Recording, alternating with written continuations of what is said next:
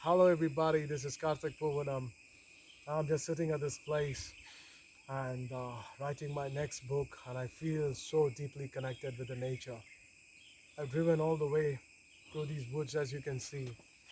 Such a nice experience, profound experience. And you can see these waters, these are very nice. And these are the places where I feel very deeply connected to myself. I'm going to go ahead right across there. Absolutely amazing. Look at those places. It's so green, so nice, so fantastic. And sometimes what I also do is I usually take a small walk, What kind of a walk, I just go along and take a small walk like this, which really empowers me. It really connects me.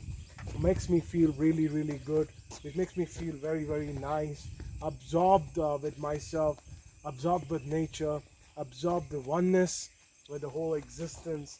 And I feel a certain sense of depth, connectivity, not just with myself, but with everything around. This really allows me to, unfold the creative juices inside me, makes me uh, center myself very, very effortlessly. Centering myself effortlessly is one very essential quality. And I feel when I go closer to the woods, stand like this, amidst glancing the nature, I feel very, very great. I feel very nice. I feel a certain sense of depth. I'm going to walk more deep inside and explore what nature has in store. Maybe complete this book and think about what other books I will be able to write.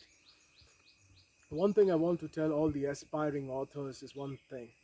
Listen, you always have an idea. When you have an idea, and the purpose of an author is to transform that idea in articulate it in the best way possible that he or she can, and present it in the form of a book which everybody wants it to be liked by the audience. Now, in my case, I usually write for CEOs, leadership community. I price it at a certain level, and then certain books sell, certain books don't, but every book sells for that matter. You will be subjected to criticism. You will be subjected to, this is not good, that's not good, by all the people who have never ever written one single book in their life.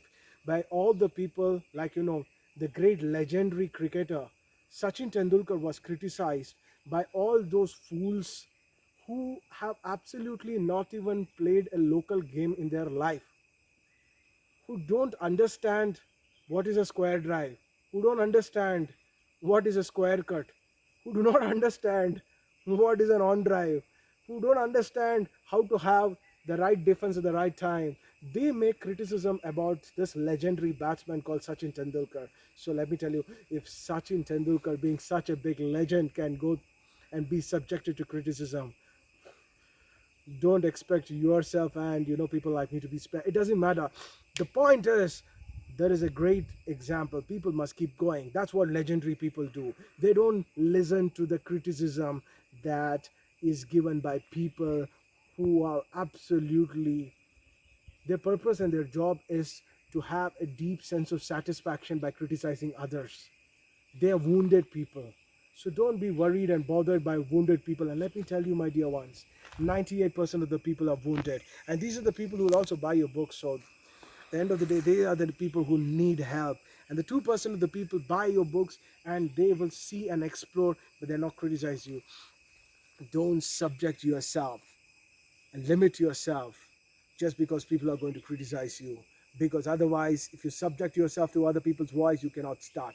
You will be stopped and your aspirations will be killed and you will just limit yourself. Do not allow the spirit inside you. And I'm a living example. Take inspiration. I'm a living example. An author of more than 80 published books, somebody who's been absolutely in grace, and someone who goes to the nature and explores. And let me tell you, I don't live a miserly life. I can afford a nice luxury toy like BMW, Mercedes. I've been to over 35 plus countries. I train people at the senior leadership level only and only because I've not listened to this voice and noise which surrounds me. I've not taken inspiration from people at home. 99% of the people at your home They are not inspirational. There is no inspiration that you have to take from them. Their whole life is struggling and they propagate. They are propaganda machineries of stress and anxiety and depression. What is it? They are propaganda machinery of stress, anxiety and depression. They will promote to you stress. They will promote to you depression. They will make you feel that your life is worthless if you do not follow the standards established by the society. They will make you feel that if you don't become an engineer, you are wasting your life. They will make you feel that if you are not becoming a doctor, you will miss your life. Let me tell you with my own experience, I've trained many doctors in my life. They have been a part of my workshop, and they have told, personally they are told, how rotten they feel inside, how bad they feel inside, because monotonous job really kills your ability to experience joy.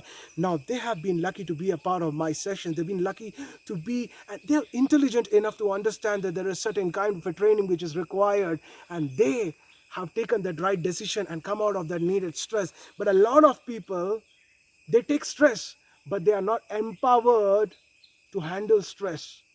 They put themselves into situations which draw anxiety in their life, but they're not equipped to handle anxiety, eventually leading into depression and just taking tablets, which has its own side effects, let me tell you.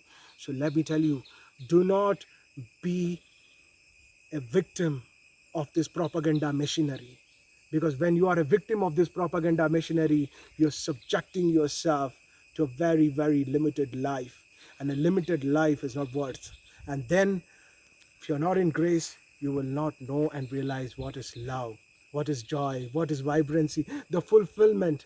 Success simply means this: your ability to do what you love doing, because the consequence is not in your hands.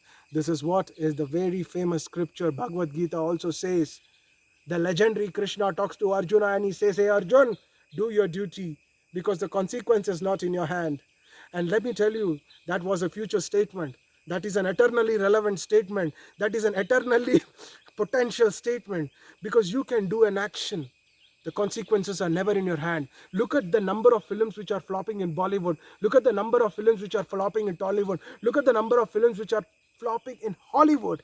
Such legendary directors have caused flops. Such legendary batsmen have become duck out. Such legendary bowlers have, not been able to take a single wicket. Such legendary players have not been able to score a single goal in football. What does it mean? They are all not capable people? But they have a choice. Have they enjoyed the game? Because the consequence is never ever in your hand. In cricket, you cannot score a century in every single game. In life, you cannot be successful in every single thing that you do. And understand, only one thing is eternal. When Krishna was making the statement to Arjuna that, hey Arjun, the consequence is not in your hand, only action is in your hand, there was a subtle message which I feel the intelligent person like Arjuna perceived. But all those people, they've never ever spoken about this, and I'm going to speak about it.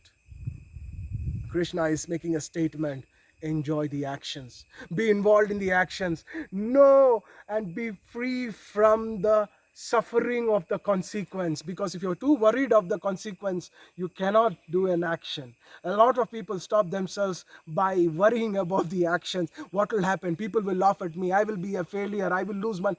You cannot progress, because the future is never known. Do your research, enjoy the process, do your activity, enjoy the process, and this is exactly what I do. Even if the results do not happen my way, I still am left with the satisfaction that I've enjoyed the action. When death stares into my eyes, I will be an absolutely complete human being, because I have realized love, I have realized the joy, and I've realized the glow of doing things that I love. Stay blessed, everybody, and have a great time.